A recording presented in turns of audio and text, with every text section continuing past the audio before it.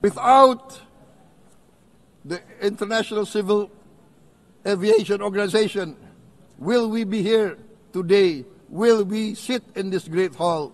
Without the United Nations, we cannot be safe. No country can feel secure. We need the United Nations, and Indonesia will continue to support the United Nations. His Excellency, Mr. Antonio Guterres, Secretary General of the United Nations, Her Excellency, Madam Annalena Baerbock, President of the United Nations General Assembly, His Excellency, Mr. Moses Abelian, Under-Secretary General for General Assembly and Management, Excellencies, Heads of States, Heads of Governments, distinguished delegates, ladies and gentlemen.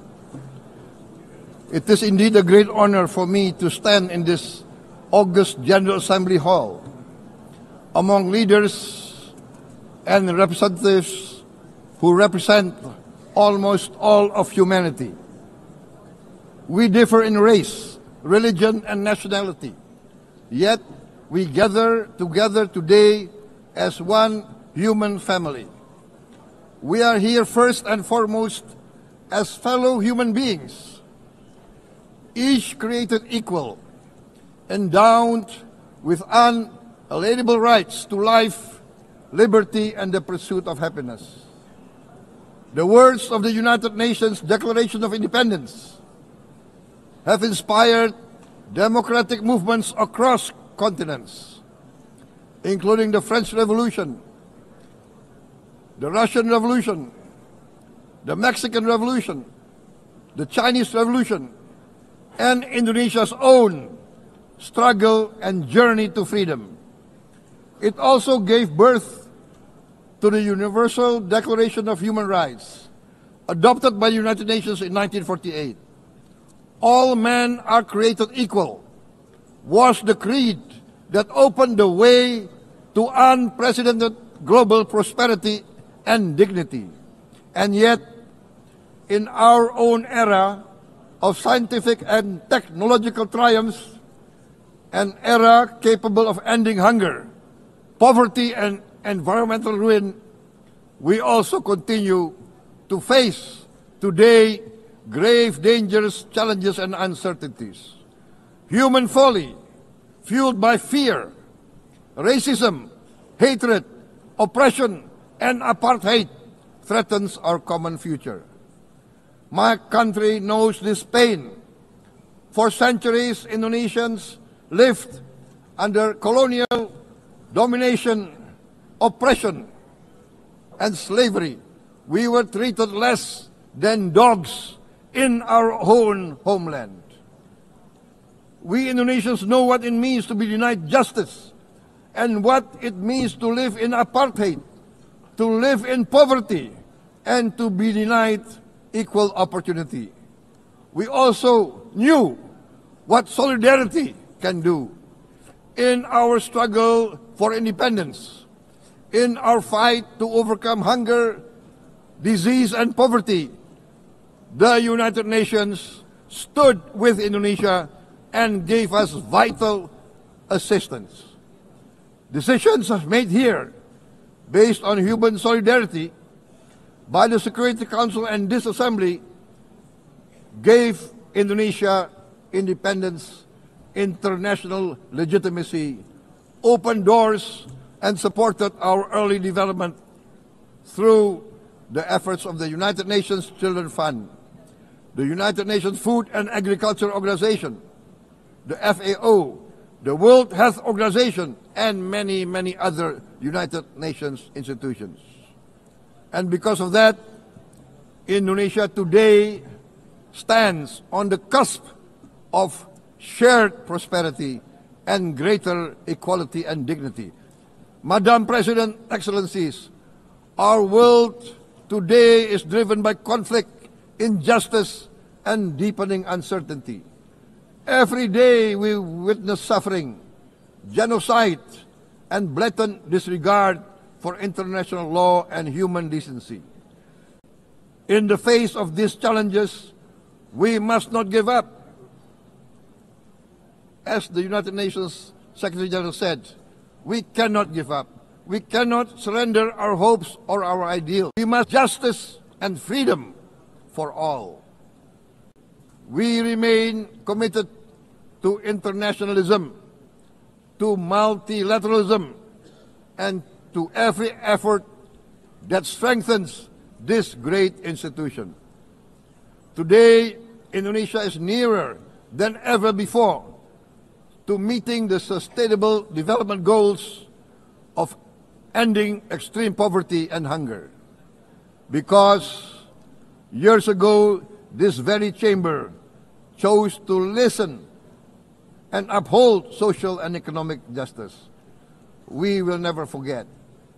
And today, we must never be silent while Palestinians are denied that same justice and legitimacy in this very hall.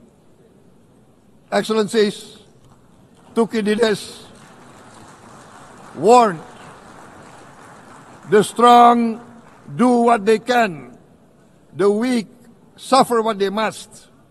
We must reject this doctrine. The United Nations exist to reject this doctrine. We must stand for all, the strong and the weak. Might cannot be right. Right must be right. Indonesia today is one of the largest contributors to United Peacekeeping Forces. We believe in the United Nations. We will continue to serve where peace needs guardians, not with just words, but with boots on the ground. If and when the United Nations Security Council and this great assembly decide Indonesia is prepared to deploy 20,000 or even more of our sons and daughters to help secure peace in Gaza or elsewhere,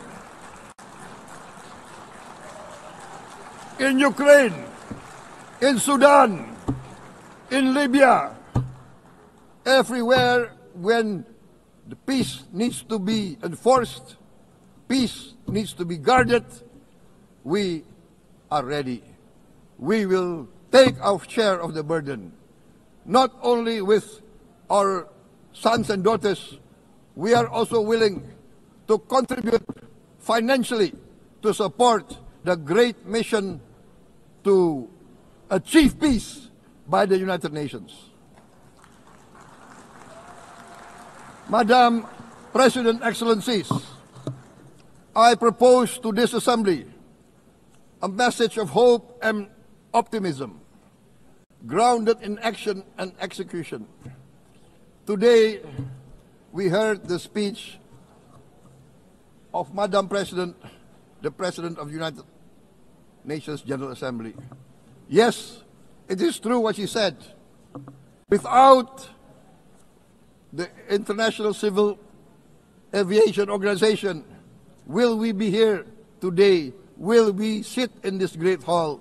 Without the United Nations, we cannot be safe. No country can feel secure. We need the United Nations, and Indonesia will continue to support the United Nations. Even though we still struggle, but we know the world needs a strong United Nations. The world's population is growing. Our planet is under strain. Food, energy, and water insecurity haunt many nations. We choose to answer these challenges directly at home and to help abroad wherever we can. This year, Indonesia recorded the highest rice production and grain reserves in our history. We are now self-sufficient in rice and we are starting now to export rice to other nations in need, including providing rice for Palestine. We are building resilient food supply chains, strengthening farmer productivity, investing in climate-smart agriculture to ensure food security for our children and for the children of the world. We are confident in a few years' time, Indonesia will be the granary of the world. As the world's largest island state, we testify before you that we are already experiencing the direct consequences of climate change, particularly the threat of rising sea levels.